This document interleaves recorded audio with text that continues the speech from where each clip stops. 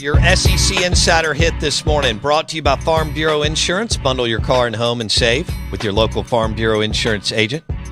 Show is also presented by the Armory in Ridgeland on Lake Harbor, Central Mississippi's #1 source for top-of-the-line, best-in-class premium firearms, optics, and suppressors at the Armory. Beautiful building. Lake Harbor and Ridgeland, right in front of Kroger, right across from Gateway Tire. They make the suppressor buying process simple, and they can walk you through the suppressor buying process. Knowledgeable staff set you up with the firearm optic suppressor that fits your specific needs. The Armory, Lake Harbor, in Ridgeland, in front of Kroger. Out of bounds, ESPN 105.9 The Zone. We've been in a bit of mourning here in the state of Mississippi after Dak Prescott's performance over the weekend and some of the other performances with the Cowboys and the 49ers. The better team won, unfortunately.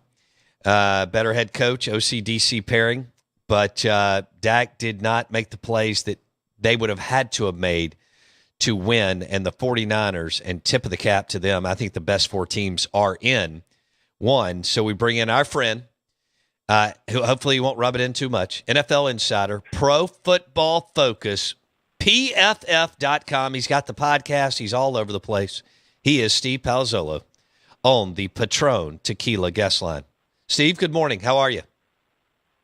I didn't know if you guys were going to cancel this week. We debated it. Appreciate you having me. Blake didn't even text me to say, hey, we're on tomorrow. I assumed you might just cancel. I'm going to be honest. It was a rough Monday. Yeah. It was a rough Monday. You know how hard it is just to get to the divisional round. You get how hard this league is and how most everybody's within a whisker and all that. And just the ability to win. It was tough for sure. But hey, San Francisco made the plays on defense. And how about that play that Kittle made? How about that catch from Kittle, Steve? Yeah. No, incredible. I mean, I think what happens with playoff losses, too, first off, everybody loses their mind and overreacts to everything. So that's the first thing. The second thing, I do think your team weaknesses show up, right? It's a lot harder to hide your weaknesses in, come playoff time. And maybe that's a little bit of revisionist history when you look back and say, oh, that's what we were missing. That's why we lost. But there's some truth to it. And I do think that at the end of the day, Dak didn't play well. Sure, we'll talk about that if you want. But at the end of the day, the Niners had all of these incredible playmakers, and the Cowboys have, 1.5 really good playmakers, and Tony Pollard gets hurt. So to me, that was the big difference in the game, right? When there was a key play needed, the Niners were able to they could go empty formation and line up Kittle and Christian McCaffrey, excuse me, Brandon Ayuk, Deebo Samuel, and Brock Purdy's just like, all right, which linebackers covering, Kittle or McCaffrey? Where's the mismatch? And, get the open guy, and then you have a guy like, Kittle makes that incredible play up the seam. So, yeah, to me, that's the big difference, where the Cowboys have to maybe force the ball to CeeDee Lamb more than they should because they don't have that consistent second or third option. So I thought the, season-long weaknesses and, the actual playmakers ended up being the big difference in the game. I think you're spot on. 49ers, Eagles, Philly -2.5, and Bengals, Chiefs is a pick'em. How about that? Powered by the Golden Moon Casino Sportsbook and Lounge. Great place to watch football and basketball, full bar and food at the Golden Moon Casino Sportsbook and Lounge. Do the 49ers have enough to go to Philly and win this weekend, in your opinion? Yeah, obviously they do. And this is, somebody posted from like a spread perspective, this is the closest pair of games we've seen since 1998. The Niners and the Eagles are very close. I still think the Eagles are the best all-around team.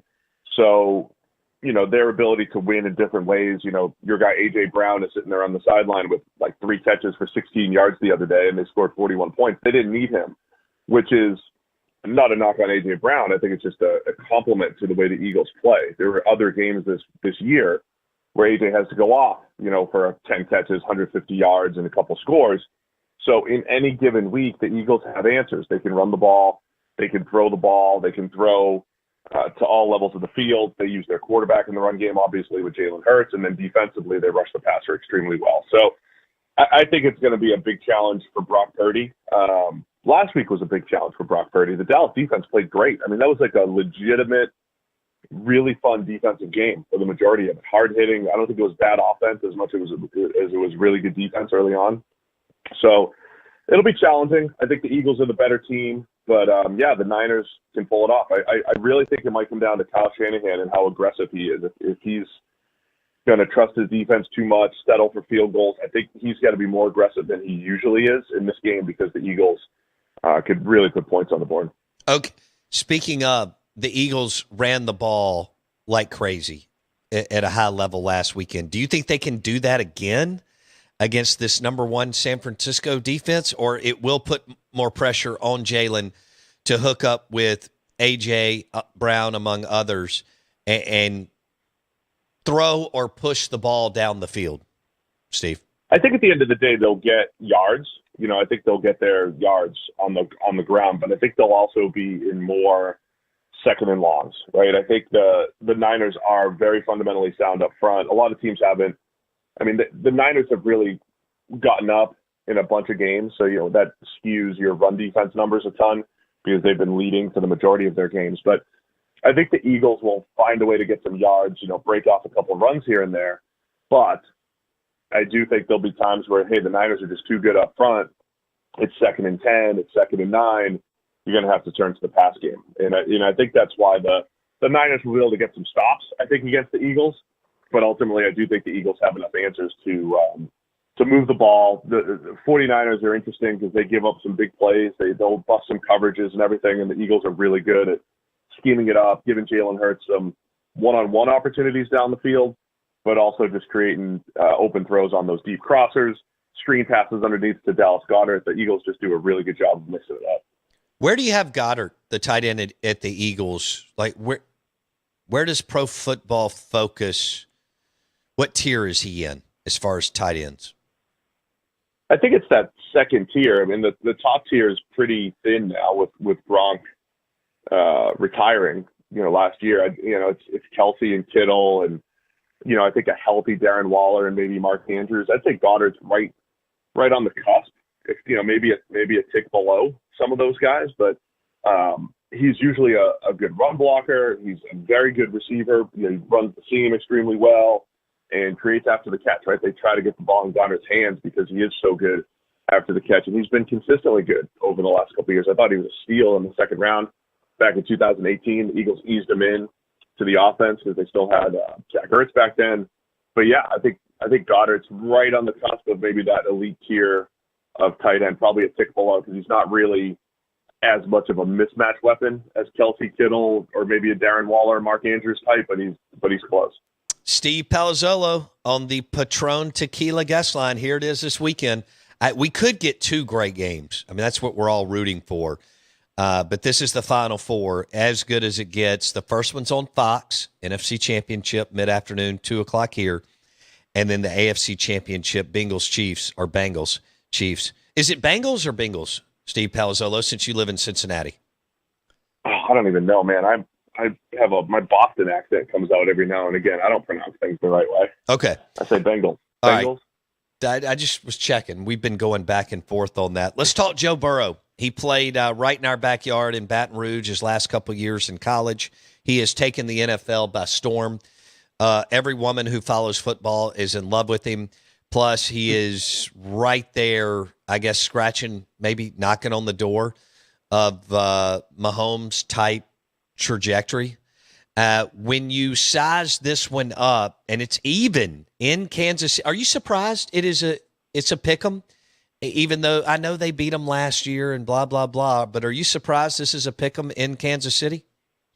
No, I mean, just because of Mahomes' ankle. I mean, I think it would be KC by 3 probably if you knew he was healthy.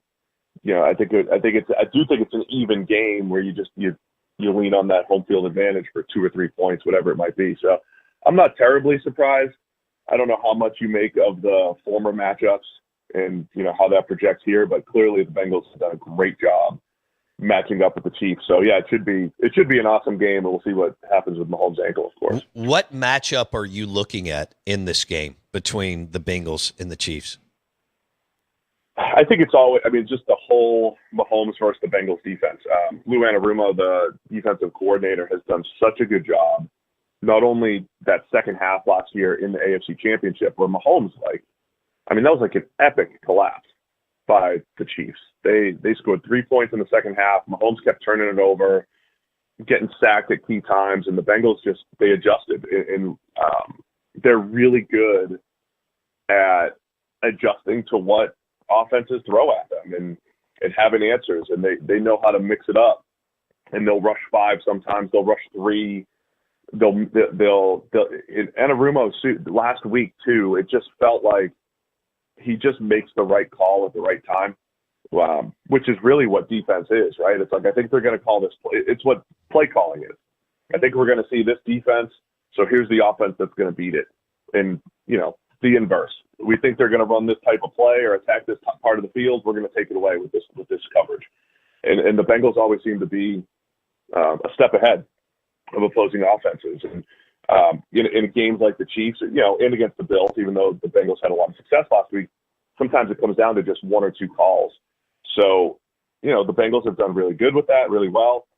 And then with Mahomes' ankle, I think the Bengals have also done a really good job of rushing Patrick Mahomes, not necessarily to get pressure, but knowing where he's going to move.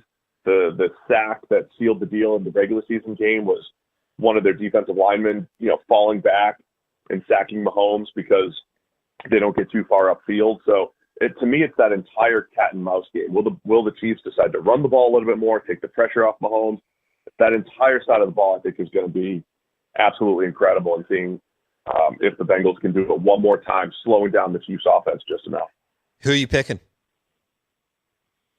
I probably have to pick the hometown Bengals. It's these games are funny, man. It's like everybody's looking for their bulletin board material, right? The Bengals feel slighted. They felt slighted because everybody was buying tickets for the AFC Championship in Atlanta. And now the Chiefs are going to feel slighted because people don't think Mahomes is the best quarterback, maybe. And, he's got the bad ankle and they're doubting him. So it's just like this battle of bulletin board material. So whoever reads the most bulletin board material is clearly going to win.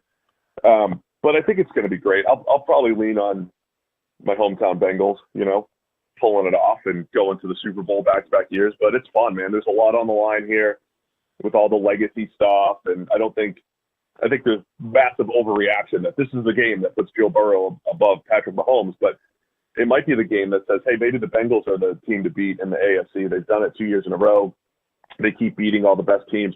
There's something to that maybe Cincinnati is rising to the top of the AFC if they pull it off. If it's the Chiefs, then, hey, it's still the Chiefs. They've been in the AFC Championship each of the last 5 years. How close is Burrow's play to Mahomes? How close are we to start to say it's Mahomes and Burrow, and then creating another tier? I don't know if Josh Allen leads the next tier, but how close are we to putting Burrow in the Mahomes tier and then starting another tier, Steve? I think Allen is still in that tier. I think they're the top 3 in the NFL. The question becomes, okay, how much do you want to lean on recency bias or the entire body of work? Mahomes' entire body of work is 5 years where he basically had an 8-game stretch or so, little blips here and there of poor play. But if you look at Joe Burrow just over the last 2 years, he's right there with Mahomes. He's comparable with Mahomes. He was better than Mahomes last year and was as good this year, at least by our grading and by other metrics. So I think they're all close. It's just a matter of how much do you want to give Mahomes a little bit more credit for. He's essentially been an elite quarterback for 5 years, where Burrow's done it for 2 years. Josh Allen's done it for 3 years. But they're all in the same group as far as I'm concerned. Just because his team put up 10 points last week doesn't mean he's done and we have to write him off. There's other circumstances there. So I think it's all of them separating themselves. And I think we've got one of those. It's not really Brady, Manning, and Roethlisberger, because I think Roethlisberger was a tick below those guys. But I think it's all three quarterbacks at this top tier, and theoretically they should beat up on each other for many years to come here. Okay.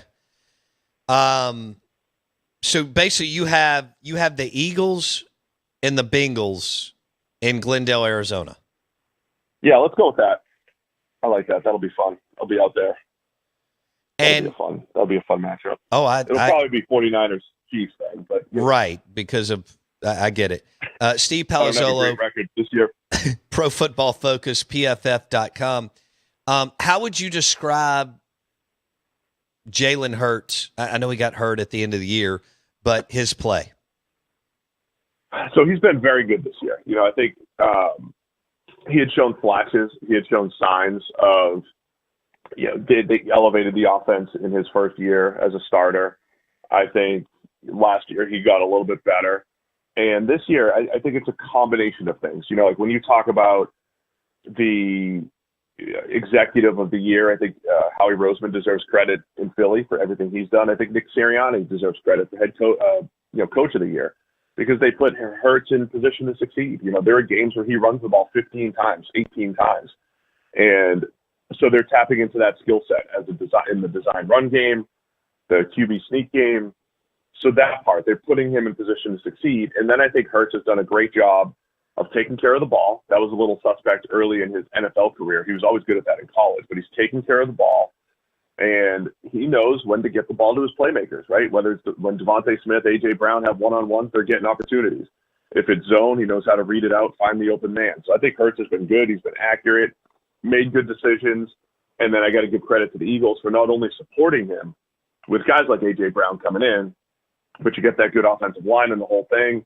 And then on the field, putting Jalen Hurts in position to succeed by having a really good scheme. So I think it's all good in Philly. And, Hurts has been just an excellent facilitator there running that offense.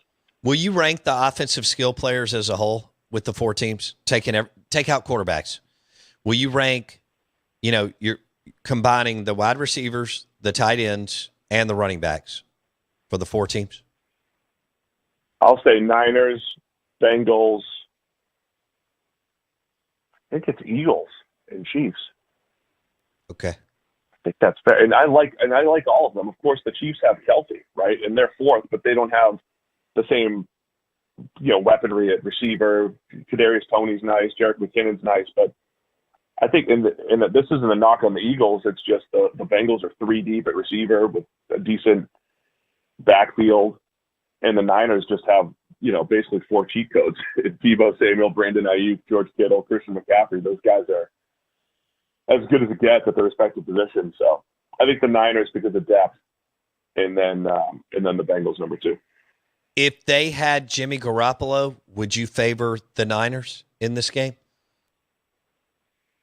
I mean, I honestly don't think there's a huge difference between Garoppolo and Purdy, at least not the way they've played. They've played very similar. Okay. And again, it's why I like PFF grades. I think the PFF grades for Purdy have been very consistent. High 60s, low 70s, some mid 70s, good solid games. But sometimes the stats are out of this world because you have Deebo Samuel take a short pass and go 74 yards every now and then. If he doesn't do that, the stat line doesn't look as good. But Purdy's doing a good job getting the ball to those guys to let them make plays, just the way Garoppolo did. Purdy maybe actually takes care of the ball a little bit better than what Garoppolo did, at least last year. So I don't think it would be that much of a difference with Garoppolo under center now. One of our listeners wants you to describe the gap between the San Francisco offensive skill players and the Dallas Cowboys. You hit on it earlier, but I want you to describe the gap. I mean, I think the Niners are in the top 3, and Dallas is, 18th, 20th off the top of my head. If you're just ranking them in the NFL, the depth matters. Like when you get into a game, and the Niners are going to have games where George Kittle only has 2 catches, or Deebo Samuel only has a couple catches, and that's okay because we know that the ball got distributed elsewhere. If CeeDee Lamb doesn't have 15 targets, Dallas is going to have trouble scoring. I mean, they had trouble scoring last week when CeeDee had all those attempts, right? All those targets. So that's the difference, right? Dalton Schultz is he's like a third or fourth option, right? He's like, yeah, I'm open up the seam on a schemed up play, great. You know, you're not going out of your way to get the ball to Dalton Schultz, and you shouldn't be. But the previous Cowboys team with C.D. Lamb, Amari Cooper, and a healthy Michael Gallup, they were the key. And then, oh, by the way, Dalton Schultz might be left open so you could throw it to him. That's the way you want to build an offense, is having 3 or 4 options, and the defense can't account for all of them. And Dallas certainly doesn't have that right now. Fair enough. That's what we do for our listeners. Steve Palazzolo, Pro Football Focus, PFF.com. Blake has a question. Yeah, I want to build off this real quick. We only have a couple minutes, but you just kind of hit on it. You know what EPA is. For our listeners who don't, it's expected points added on targets for receivers or pass catchers. So basically, like, how many points are you adding based on how many targets you get? CeeDee Lamb was fantastic. After CeeDee Lamb for the 2022 regular season, Dallas's second best pass catcher with EPA was T.Y. Hilton. He didn't show up until November. Then you had Jake Ferguson, Tony Pollard, Malik Davis, who is a third-string running back who got like 5 chances, and everyone else is negative. Is this the... Not good. Did Dak overachieve winning 12 games and a playoff game in Tampa with what looks like arguably one of the worst collections of pass-catching talent in modern NFL history? Well, the Cowboys had a good defense, too. They were solid for most of the year. I mean, I think he... But they were a top 5 offense, too, Steve. Like, Dak put up points. I understand. Well, the points were inflated a little bit because of all those turnovers as well, like that Colts game. But either way, I would say I do think Dak has been very sensitive to the people around him, right? Whereas Mahomes isn't, right? And I know we're comparing to the best right now. The elite quarterbacks are not as sensitive to changes around them, right? They're always going to be near the top, if not the top. And I think Dak has been far more sensitive to changes around him through the years. When they got Amari Cooper, things went up. When they lost Amari Cooper, things went south, right? That type of stuff. So yeah, I mean, I think Dak was still pretty good this year, but to me, it was also his worst year in 5 seasons. Throw for throw. I know they put up points and all that stuff, but throw for throw, I do think Dak regressed a little bit. And I think it did coincide with what you said, the EPA of all these other players and everything. That was a factor. Not having multiple options was an absolute factor, and I think it led to Dak regression in some of the poor play that we saw this year. But who else is immune to being sensitive to the skill pieces that are moved around other than Mahomes? I've only got 30 seconds. There's not many guys. I mean, it was peak Brady and Breeze and Rodgers and Mahomes. Those guys were fine for the most part. But This is what we're comparing Dak to. When you make $40 million, that's who you get compared to, and that's the problem. Okay. Hey, have a great weekend. Super hit. We appreciate it, Steve Palazzolo. All right. Thank you, guys. Appreciate it. See you, dude. Steve Palazzolo joined us on the Patron Tequila guest line. 2 of them that I would look into. Patron Reposado, Patron Añejo. And if they don't have it, call for it. Briarwood Wine and Spirits has it. 4949 Old Kent Road. The Out of Bounds Show, 105.9 The Zone, ESPN, is brought to you by the #1 commercial roofing company in Mississippi, and that is Independent Roofing Systems, roofing.ms. Bar 2 at 9:30.